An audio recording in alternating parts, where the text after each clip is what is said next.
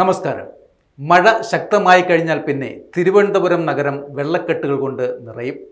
നഗരത്തിലെ പ്രധാന റോഡുകളെല്ലാം വെള്ളക്കെട്ടിലായതോടെ ഗതാഗതം പൂർണ്ണമായും തടസ്സപ്പെട്ടിരിക്കുകയാണ്.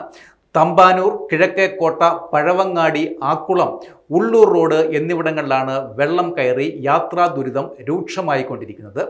നഗരത്തിൻ്റെ പല ഭാഗങ്ങളിലായി ആമയിഴഞ്ചാൻ തോട് കരകവിഞ്ഞ് ഒഴുകുകയുമാണ്. വെള്ളക്കെട്ടിൻ്റെ പ്രധാന കാരണവും ഇതാണ്.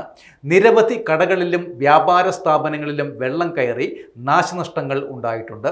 പൂജപ്പുരയിലെ ശ്രീചിത്ര റിസർച്ച് സെൻ്ററിൻ്റെ മതിൽ തകർന്നു വീണതും മഴയുടെ ശക്തി വിളിച്ചോതുന്നു.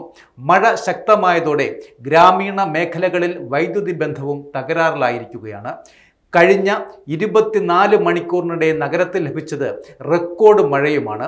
കിഴക്കേക്കോട്ടയിൽ 136 മില്ലിമീറ്റർ, മാറനല്ലൂരിൽ 128 മില്ലിമീറ്റർ, നേമത്ത് 133 മില്ലിമീറ്റർ എന്നിങ്ങനെയാണ് മഴ രേഖപ്പെടുത്തിയിരിക്കുന്നത്.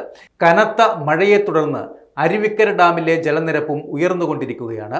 അധികൃതരുടെ നിർദ്ദേശപ്രകാരം ഡാമിൻ്റെ 1 മുതൽ 5 വരെയുള്ള ഷട്ടറുകൾ 15 സെൻറ്റിമീറ്റർ വീതം ഉയർത്തിയിട്ടുമുണ്ട്. ഡാമിൻ്റെ സമീപ പ്രദേശങ്ങളിലുള്ളവർ ജാഗ്രത പാലിക്കണം എന്നാണ് ജില്ലാ കളക്ടർ മുന്നറിയിപ്പും നൽകിയിരിക്കുന്നത്.